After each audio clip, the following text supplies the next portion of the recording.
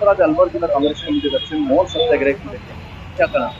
देखिए, जिस तरीके से केंद्र की नरेंद्र मोदी सरकार और आसाम की हेमंत बिस्वा शर्मा सरकार भारतीय जनता पार्टी की सरकारें हैं, उन्होंने हमारे नेता अखिल भारतीय कांग्रेस कमेटी के पूर्व राष्ट्रीय अध्यक्ष वायनाड से सांसद सम्माननीय राहुल गांधी जी की भारत जोड़ो न्याय यात्रा को रोकने की कोशिश करी।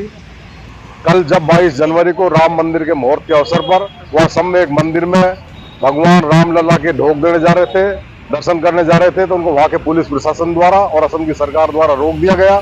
जिस तरीके से राम केवल भारतीय जनता पार्टी की हो, एक तरफ तो बदनाम करते कांग्रेस के लोग मंदिरों में जाते नहीं है और हमारे नेता राहुल गांधी गए तो उनको जाने से रोक दिया गया। उसी के विरोध में आज हमने मौन सत्याग्रह किया है और भगवान श्री राम से प्रार्थना करिए कि भारतीय जनता पार्टी के लोगों को, माननीय नरेंद्र मोदी जी को, हेमंत बिस्वा शर्मा जी को सद्बुद्धि दे, ताकि ये इस देश में अमन चैन और भाईचारा कायम रख सके। भाई को भाई से लड़ाई नहीं, हिंदू मुसलमान नहीं करे, मंदिर मस्जिद नहीं करे और इस देश का बंटवारा करने की कोशिश नहीं करे। अयोध्या में रामलला की मूर्ति प्रतिष्ठा के दौरान निमंत्रण के बावजूद कांग्रेस के पदाधिकारी नहीं पहुंचे, क्या कहेंगे? निमंत्रण भारतीय जनता पार्टी के राष्ट्रीय अध्यक्ष जेपी नड्डा जी को दिया गया था, वो नहीं पहुंच पाए। उन्होंने अपने कहीं जाते वहीं से दर्शन किए। माननीय राष्ट्रपति जी नहीं पहुंच पाए, महामहिम जी, और उपराष्ट्रपति जी नहीं, स्वास्थ्य खराब है। तो नरेंद्र मोदी जी वहां किसी को बुलाना ही नहीं चाहते थे, वो स्वयं ही उसका उद्घाटन करना चाहते थे। ये सब बहानेबाजी है। हमारे नेता राहुल जी गए, कल हमने जिला कांग्रेस कमेटी की तरफ से शांति कुंज के मोड़ में हनुमान जी के मंदिर में हनुमान चालीसा का पाठ किया, रामलला के पूजा अर्चना की, महाआरती की, प्रसाद वितरण किया। राम सबके है, कण कण में है, इस देश के हर हिंदुस्तानी के दिल में है। राम किसी एक पार्टी के नहीं हो सकते और राम किसी के पेटेंट नहीं हो सकते। ये लोग राम को पेटेंट बनाने की कोशिश कर रहे हैं, वो गलत है। अलवर जिला कांग्रेस कमेटी ने मौन सत्याग्रह किया है, क्या कारण रहा है?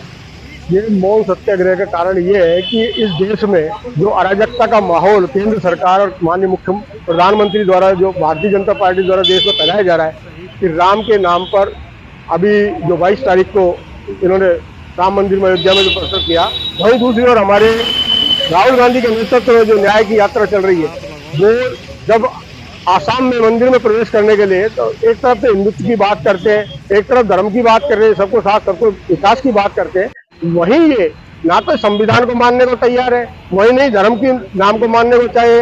पूरे धर्म, जो हमारे धर्म गुरु है शंकराचार्य चारों ने, उन्होंने अयोध्या के जो इनका जो था प्राण प्रतिष्ठा, उसको अनैतिक माना।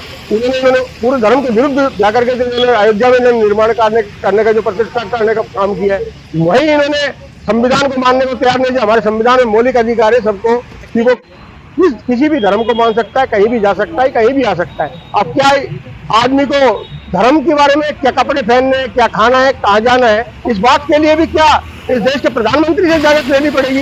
इस तरह का अन्याय आम आदमी को, जब राहुल गांधी जैसे व्यक्ति को मंदिर में प्रवेश नहीं है, तो आम आदमी कैसे सुरक्षित और अपने मौलिक अधिकारों की सुरक्षा कर पाएगा?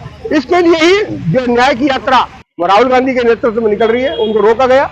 उसको उस न्याय के विरुद्ध पूरे देश में समस्त कांग्रेस जन राहुल गांधी के नेतृत्व में सबलता देने के लिए इस प्रकार का मौन जुलूस, वो हमारे मौन सत्याग्रह का कार्यक्रम किया गया है। और अगर इन्होंने अभी भी नहीं माना तो इसका उग्र रूप भी धारण किया जा सकता है और इनको ईंट से ईंट बजा करके साबित किया जाएगा कि देश की जनता इनके इस अन्याय से, कुचक्र से त्रस्त हो चुकी है और इनको ना तो ये सनातनी है, न हिंदू की बात करते हैं, न संविधान की को मानने को तैयार है। इसलिए इस लोगों के खिलाफ पूरे सड़कों पर उतर करके पूरे कांग्रेसी एकजुट है और एकजुट रह करके इनको इस अन्याय से, इस देश को, इनको कुर्सी से वंचित करना पड़ेगा।